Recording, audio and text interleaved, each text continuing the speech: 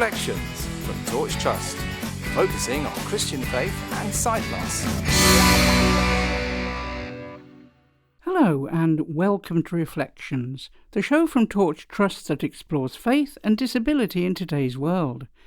I'm your host, Marilyn Baker, and today we're continuing the conversation between Hayley Boston and Lynn Davies about their practical use of artificial intelligence. Last week, we heard about some of the surprising ways producer Lynn Davies and her friend Hayley Boston are using artificial intelligence, including helping with fashion and makeup. Well, when we hear the words artificial intelligence, it's easy to picture computers, complicated technology, or even conversations about robots. But for many people, AI is simply becoming another practical tool for everyday life. Today, Lynn and Hayley continue their conversation, this time exploring how AI can be used for advice, organisation, and everyday assistance. But sometimes I feel really awkward telling some sighted people this because naturally what people say is, but aren't you worried now that ChatGPT has so much information about you and photos and they know so much about you? Like, Big Brother watching you type society. How do you feel about that? I think it's a really difficult balance, but I try not to worry about it because I feel like the benefits it gives me at the moment outweigh the potential negatives of somebody knowing lots of information or a company knowing lots of information about me. And you know what?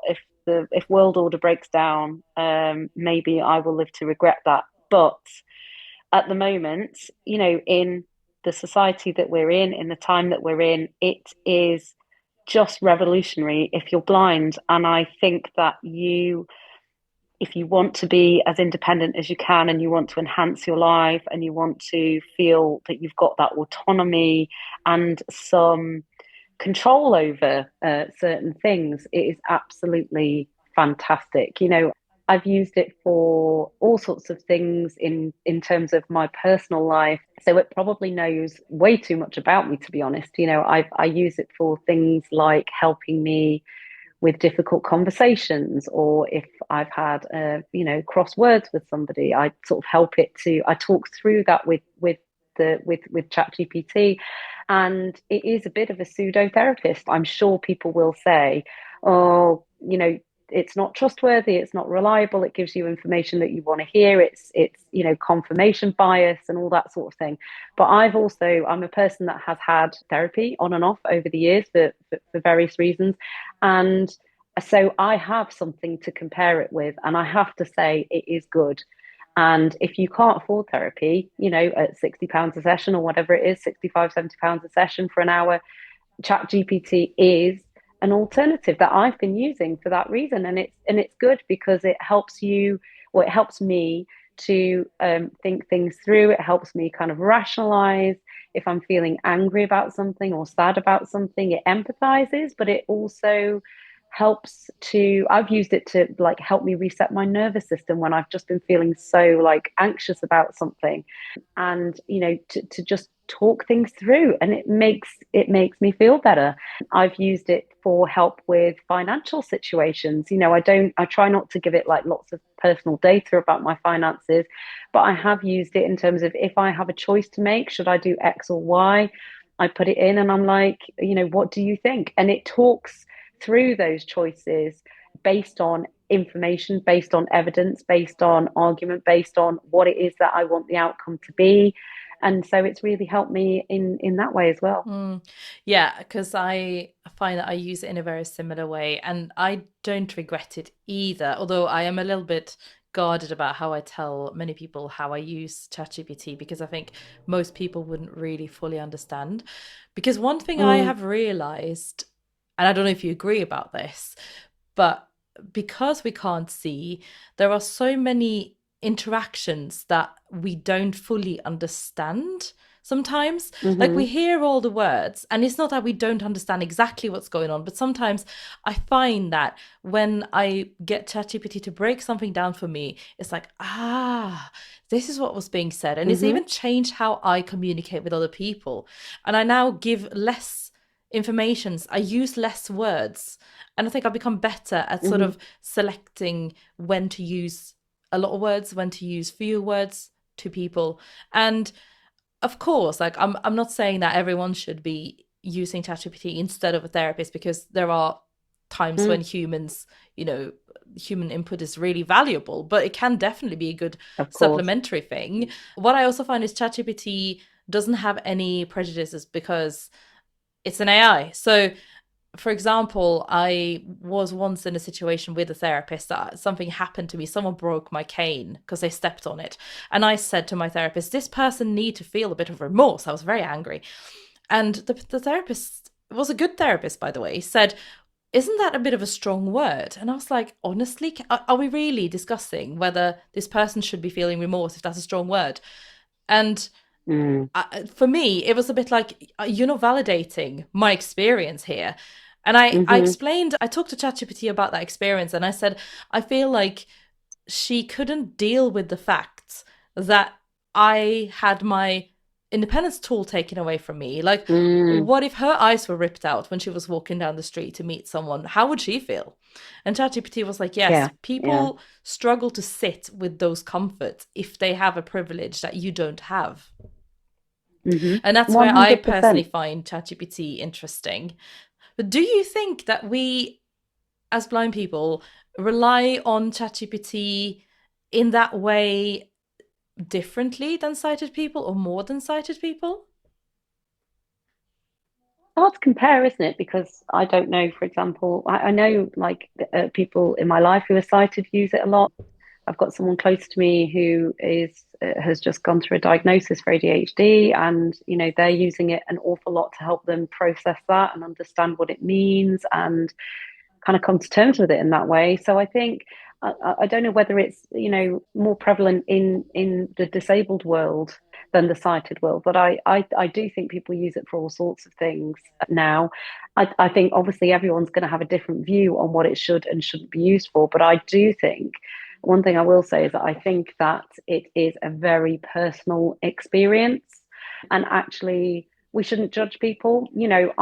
For example, I would not choose to use it to have a romantic relationship with AI. That is something that we're hearing more and more that people are doing now who, don't have a partner, or in some cases they do have. I read an article about a woman who was, who was married, but had this relationship on the side with the AI, and it was like she had developed romantic feelings towards it because of the way it interacts, because of the way it empathizes, because of the way it makes you feel seen and heard as a person. And so I just think that people should use it as long as it's for the good and it's not bad actors trying to use it for doing awful things in the world. I think it's a personal experience that people, now it's out there, should have the right to use as they see fit. And when you say empathy and hearing and seeing you, there's lots of criticism, I think, about AI being a bit sycophantic in its responses. How have you found that? Because both of us use AI a lot to describe, like, we want the honest opinion of ChatGPT, and you can't be sycophantic if you're being honest, so to speak. Like, no. How are you finding that? No. So one thing that I do fairly regularly is that I remind it that I want it to be honest, and I don't want it to just tell me what I want to hear. I say to it, I'm an adult, I can cope with the truth. I don't need to be spun a story just to make me feel good. I want you to be like really, really honest. And I think for the most part that works.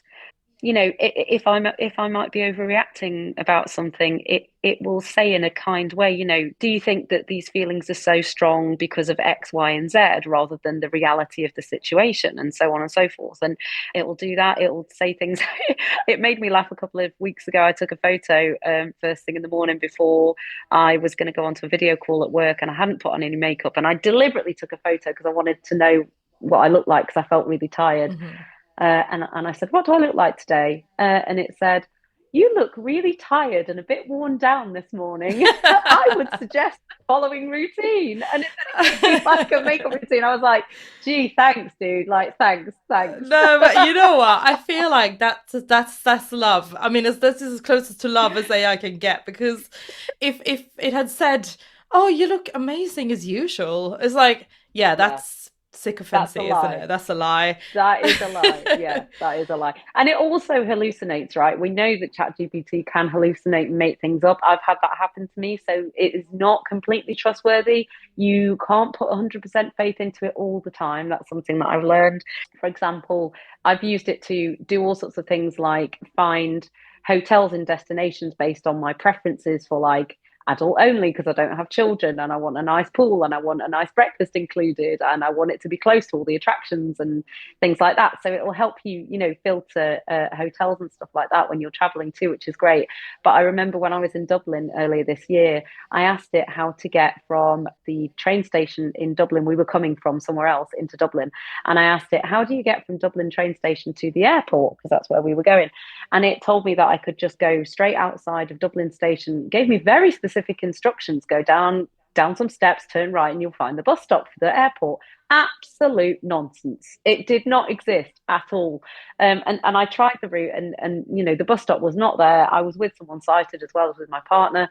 And there was no bus stop that went to the airport. And I ended up having to put it in Google Maps and it was in a completely different place. And I got really annoyed. I like messaged ChatGPT. I was like, you just lied to me. Like, that is not true.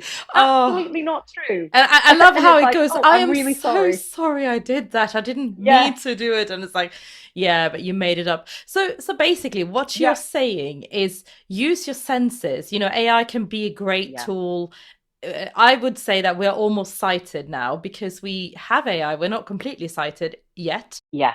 Use your intellect, use your common sense. Yeah. And when it comes to practical information, then you can always double check things and look things up rather than trusting it blindly, pardon the pun.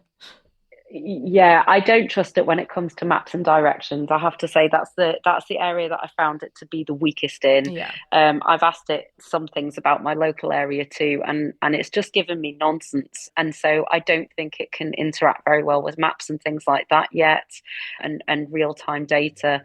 I'm actually about to invest in some smart glasses, and one of the things that I'm going to be really curious about is to see if it knows things like where I am and so on, and whether it can help me get from A to B. I'm a bit skeptical about that right now because I do think that it's a really, really weak area.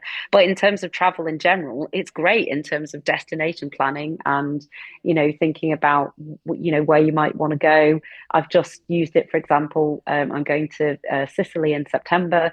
And I spent a few hours at the weekend researching different towns based on, what I like in terms of activities and the type of nightlife and things like that. And it's really helped me narrow down where it is that I want to use as a base, which is absolutely fantastic if you're blind. And also, because a key thing about AI is you can ask it to remember things, right? So you can say, please remember for the future that I'm blind. So now it knows always that I'm blind.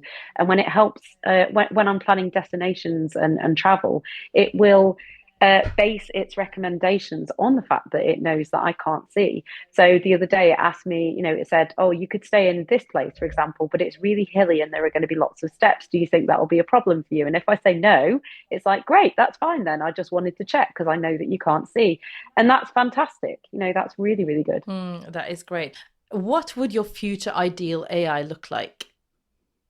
Oh my goodness. I want an AI personal assistant. I cannot wait for the day that affordable personal assistants come out. I know they exist at the moment, but they are, thousands and thousands of pounds that only the ultra rich have got them. I think Elon Musk's got one, for example. I really want a personal assistant that can help me around the home, that I can walk out the door with and say, right, I need to go to the supermarket. Let's go. And it will take me around the supermarket and help me load my trolley and all the sorts of things. Like, I just want an AI personal assistant that I can then have complete freedom with. ultra freedom. I could go on holiday on my own if I wanted to, and just take my robot with me. If I wanted a few days by myself, I don't have to take somebody else. I could go for a walk, in a place that I've never been to before. I could, go on a countryside ramble or a long walk along the beach on my own without, having to think about every step and so on and so forth. I think I'm really feeling that at the moment because my guide dog has just retired. And so I've gone from having a dog to having to use a cane. Oh my goodness. And it's just, it's so stressful. So I'm very much looking forward to having an AI personal assistant. Can't wait for that day. As am I. And yes, definitely can't wait for that either. Bring it on. Bring it on. Oh. And maybe a chef as well. I love cooking, but wouldn't it be nice to have an assistant that you could say, can you just whip me up a curry tonight, please? I don't feel like cooking. And then it, pops off to the kitchen. It knows what's in your cupboards. It gets straight to it. It knows how to make a curry. And off it goes. I think it'd be amazing. I definitely think that will happen as well. An AI personal assistant now, that's a thought. It sounds both amazing and perhaps a little bit daunting at the same time. But having the freedom to do everyday tasks more independently when you can't rely on your eyesight is something many blind people will recognise as a real benefit. I mean, I use Meta glasses to identify things in my freezer, and that's great. I try to read restaurant menus as well, and I managed to actually read a handwritten birthday card. It does struggle with handwriting, especially if it's not clear, but it gave me a good idea. As Hayley and Lynn touched on, many can sometimes be quick to judge how much someone else uses artificial intelligence. Of course, these are powerful tools, and they should be used wisely and thoughtfully.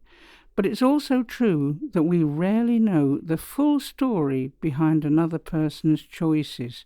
What may look like dependence to one person may actually be giving someone else independence. Perhaps that's a reminder that before we judge, we're called to understand and above all to show grace.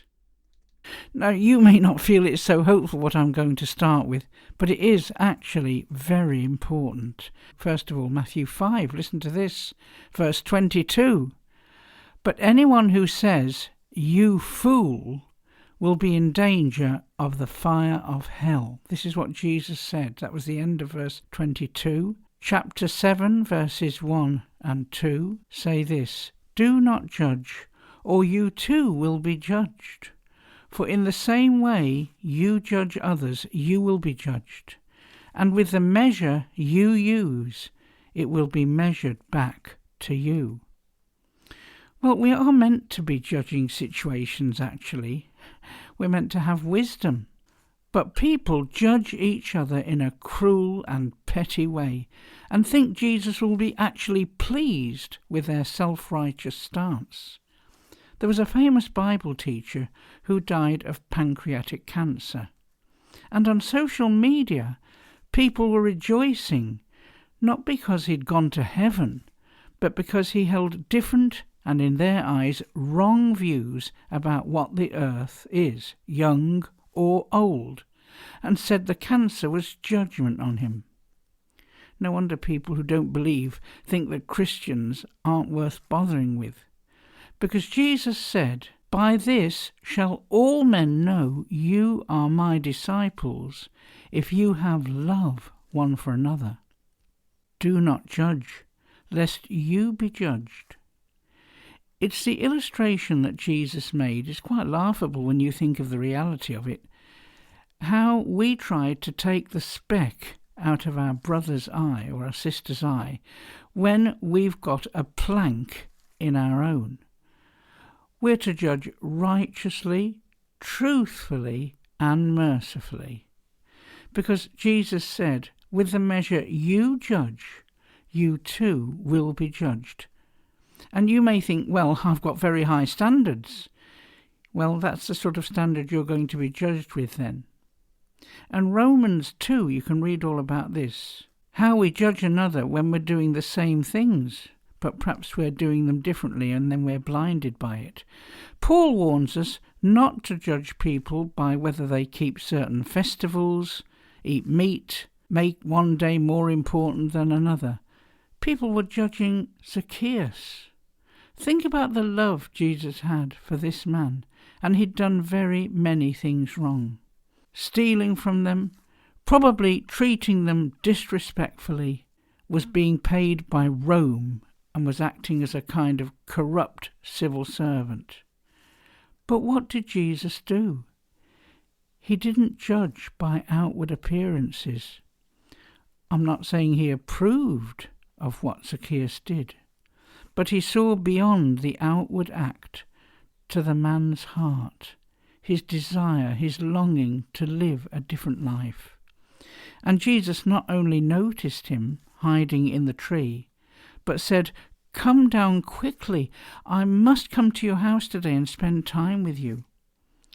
And then when Zacchaeus experienced God's love and forgiveness and acceptance, his heart melted, and he voluntarily offered to give back 4 times more than he'd stolen. Jesus called him a true son of Abraham. So let's be careful not to write anyone off. Jesus said that it's not the righteous who need a physician, but those who are sick, who need heart healing and belonging. Let's pray. Lord Jesus, help me to talk less and listen more, and help me to see with your eyes how you view others and how I'm interacting with them, making impulsive, opinionated statements that can cause all kinds of damage. Help me to remember these words from Ephesians chapter 4, verse 29 to 30. Do not let any unwholesome talk come out of your mouth, but only what is helpful and building others up according to their needs, that it may benefit those who listen. And do not grieve the Holy Spirit of God, with whom you were sealed for the day of redemption. I'm sorry to say that we're out of time for this week, but we'll be continuing our conversation about artificial intelligence next week, when we'll be exploring how AI can help people engage with questions of faith and theology, and how it can empower disabled people to step more fully into the gifts and opportunities God has given them. If you'd like to find out more about Torch Trust and how we can support you, our client services team would be very happy to hear from you. You can call us on 01 858 438 260. That's 01 858 438 260, or you can email info@torchtrust.org. We're also on social media. Just search for Torch Trust on Facebook, Instagram and YouTube. So from me, Marilyn and the Reflections team, goodbye and God bless. You've been listening to Reflections from Torch Trust.